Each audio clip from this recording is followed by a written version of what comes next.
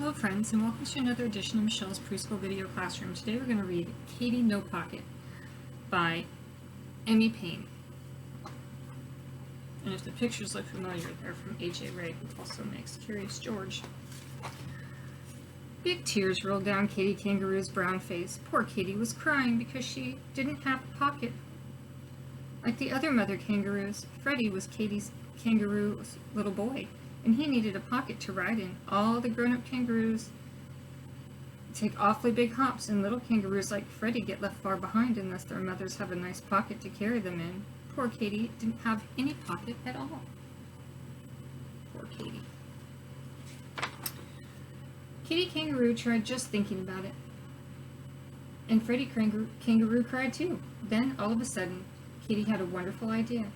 It was so wonderful that she jumped 6 feet into the air. The idea was this: other animal mothers had children and they didn't have pockets. She'd go and ask them how they carried their babies.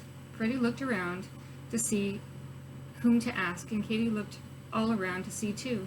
And what they both saw were 2 bubbles rising from the riverbank beside them. "Mrs. Crocodile," said Katie, feeling lots better. "She hasn't any pocket. Let's ask her." A lot of big muddy bubbles came through the water, and look, there's another crocodile.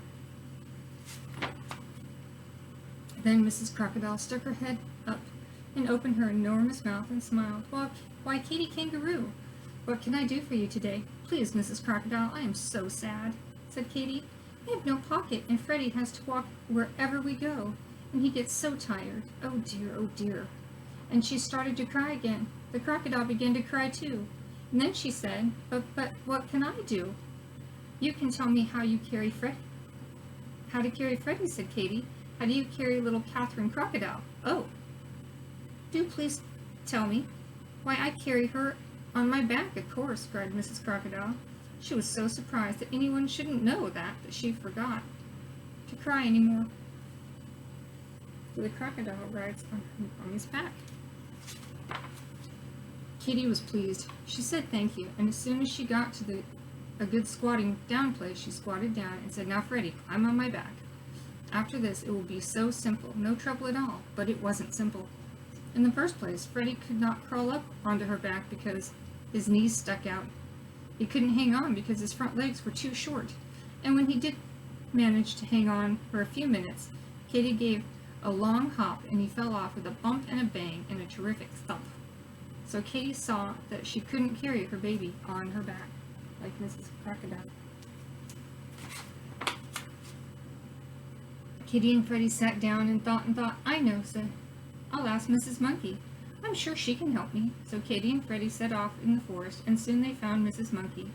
She had her young son, Jacko, with her on, and Katie Kangaroo hurried so to catch up with them that she almost ran out of breath, but finally she managed to speak. "Please, Mrs. Monkey, how do you carry Jocko?" "Well, in my arms, of course," said Mrs. Monkey. "How else would any sensible animal carry anything?" And she whisked away through the trees. "Oh dear," said Katie, and a great big tear ran across her long nose. "I can't carry anything in these short arms. Oh dear." She wasn't any help at all. "What are we going to do?" And she just sat down and cried harder than ever. That's how monkeys carry their babies in their arms.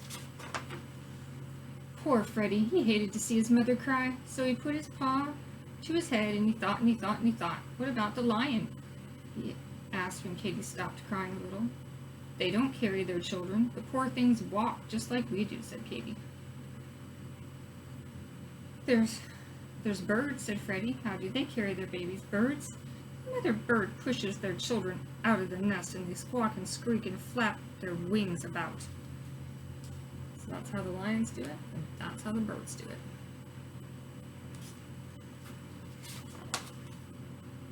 Then all at once Katie Kangaroo stopped crying and looked at Freddie. "They do say that the owl knows almost everything," she said slowly. "Well then, for goodness sake, let's go ask him," said Freddie. They found Owl asleep in his old dead tree. And asked, "Why is Mr. Owl?"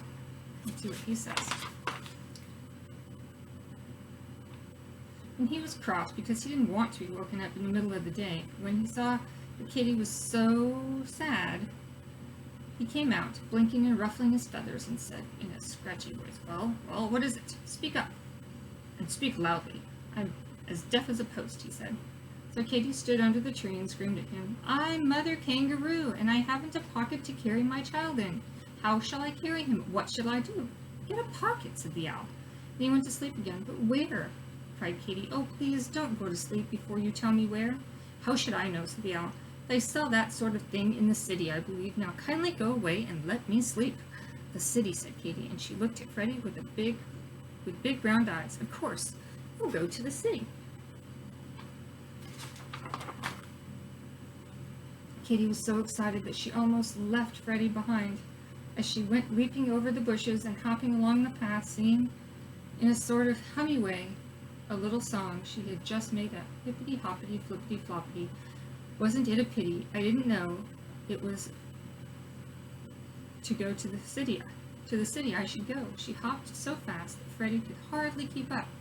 But at last they left the woods behind and came to the city.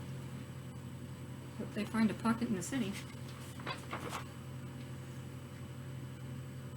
Well, there were stores and houses and automobiles and people, and they all stared and stared at Katy, but she didn't notice it. She was looking for pockets, and she saw that almost everybody had pockets.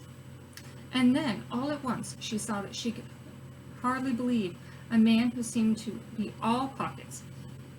He was simply covered with pockets. Big pockets, little pockets, medium-sized pockets. Look at all those pockets he has, friends.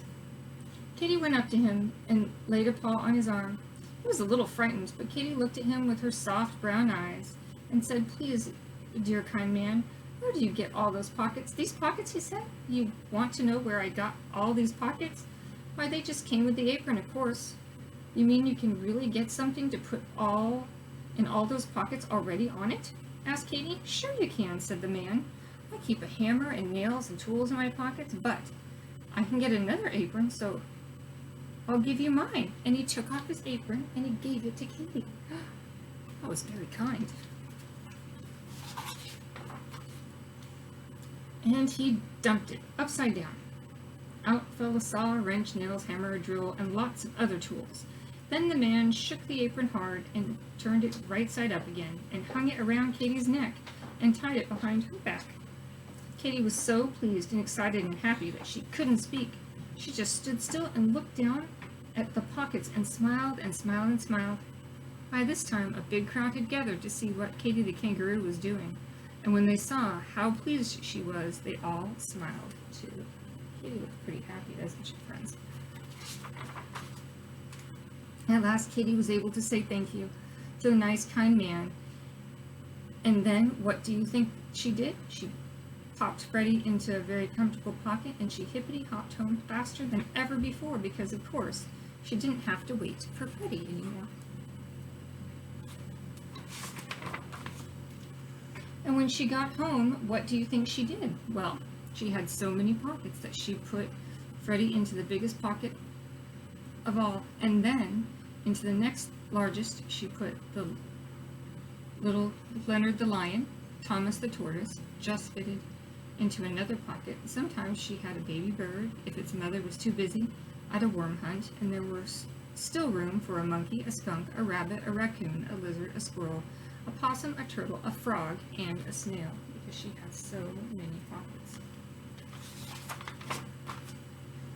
So now all the animals like Katy's pockets better than any other pockets in the whole forest, and Katy Kangaroo is very happy because now she has more pockets than any other mother kangaroo in the whole wide world. The end. Mr. Owl did help, didn't he? That was a good story, wasn't it? And it made Katy Kangaroo so happy. So, I want you to think about if you had an apron with all those pockets, what you would put in your pockets. And draw me a picture of it. I'd really love to see it. Bye, friends.